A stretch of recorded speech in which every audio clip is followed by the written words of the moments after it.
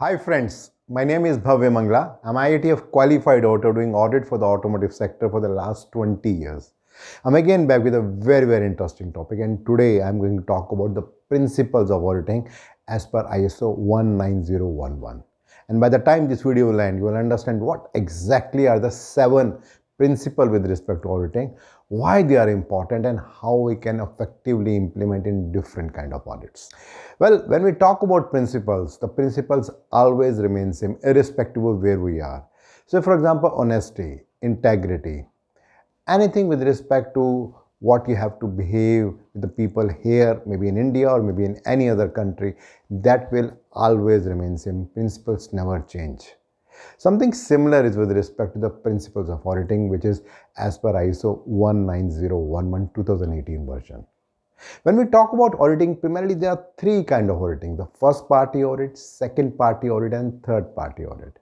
When we talk about first party audit, it's primarily the internal audit which is being done in the organization. When we talk about second party audit, it's the audit which is done either by the supplier, for the supplier, or by the customers. And when we talk about the third party audit, generally it is done by the certification body or maybe any legal body. So these 7 principles with respect to auditing are applicable in all kind of audits.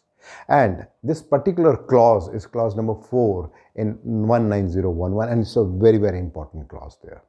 So let me start with the first and the most important principle. And the first principle, we are talking about integrity. When we talk about integrity, primarily the intent is that we must ensure that as an auditor we are ethical, we are honest, we are responsible, we should be competent, and we have to be impartial, and we need to ensure that we are sensitive to any undue pressure which can be there. So for example, when we are doing audit, there is a possibility that if the audit result can impact the result, and it can result in some business getting the business or losing the business. So are we maintaining our integrity at that time or not? That's very important. Then coming to the second principle. So the second principle is talking about the fair presentation. When we talk about fair presentation, primarily the intent is that whatever reports that we are making, are we making the report with the truth and with accuracy or not? Are we making sure that whatever obstacles are there or any unresolved issues are there, we are identifying them there or not? And are we making sure that whenever we're making any communication, it is accurate, it is objective, it is time bound, it is complete, and is it taking care of all the requirement which is there? So for example, if we talk about a report, say for example any audit or any assessment done by a government body, maybe there's a crash in the plane or maybe there's a rail accident. So whatever report is there, is it talking about all the things, or maybe something is being managed in between and that is not giving a true picture? Coming to the third principle, so here we are talking about the professional care. So when we talk about professional care, the intent is that we have to make sure that when we are doing the audit, it should be done diligently, and whatever judgment is there, it is right. So for example, when we talk about the professional care, the intent is that whatever is a task that we are doing, are we making sure that we are taking care of the confidence of all the interested parties? Are we making sure that we are giving a reasonable judgment in all the situations, or we are changing from time to time? Say for example, there are different kind of audits which are happening, like organizations are doing their own audit. Then there are some audit which are done by some other parties also. So what is the value or what is the importance of that audit? Is it possible that when we do a good internal audit, the customers say they don't want to do an internal audit? Or maybe when a third party certification body like DNV in case do an audit, then the customer say that no, I don't want to do any more audit and I trust that particular audit. So it's all about that. Talking about the next principle. So here we are talking about confidentiality. So when we talk about confidentiality, primarily the intent is that we need to protect the information which we are seeing during course of audit, because there is a possibility that we can see some information which is generally not being shared, and it should not be used for any personal gain, and we need to make sure that that information always remain confidential and we are not sharing with any information. Say for example, we are doing an audit of a automotive company, say for example an OEM like Maruti.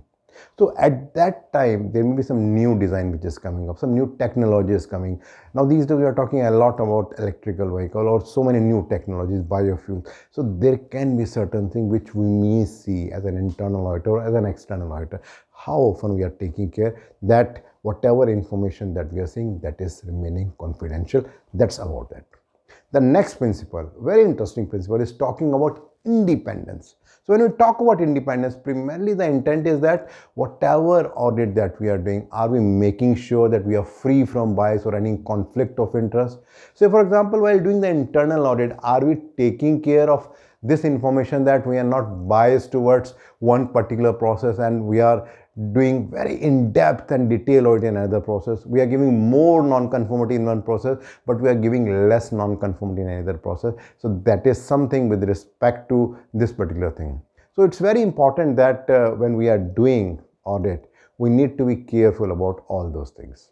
The next and the sixth one is about evidence-based approach.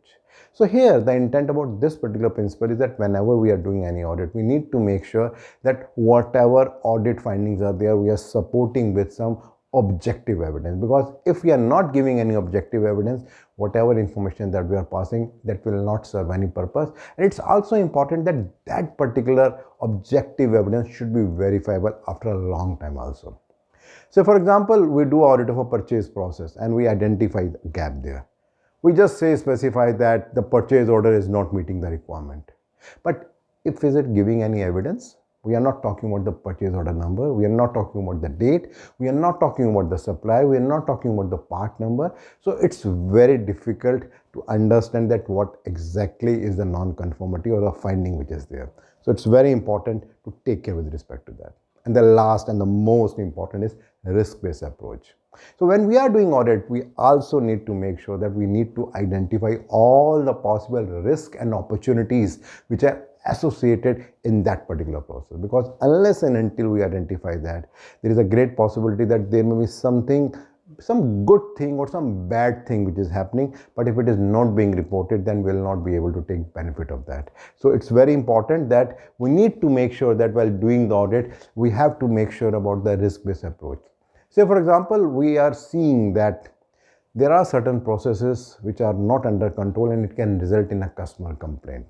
Or maybe there is a big customer complaint, but still it is not being reported to the top management. So as an auditor, we need to take care with respect to all that. So if I do a summary, I talked about the 7 principles of auditing. And those 7 principles, one by one, if I talk about that, I talked about integrity, then fair presentation, due professional care, confidentiality, independence, evidence-based approach, and last I talked about the risk-based approach. Well, my next video will again be in the same series of this particular standard ISO 19011, and there I'm going to talk about clause number 7, which is about the competence and how we can achieve those competence. Regularly I'm getting a lot of feedback from your side and they are helping me to understand your expectations, so please do continue that. And in case you want to understand a little bit more about this particular video, you will find a link below, and if you click that, you will find a blog there, and there you will find a lot of information more with respect to this video. And in case you think these kind of videos and blogs are useful, you can always share with your friends and colleagues, and you can subscribe to my YouTube channel and my website bhavyamangla.com. Thank you.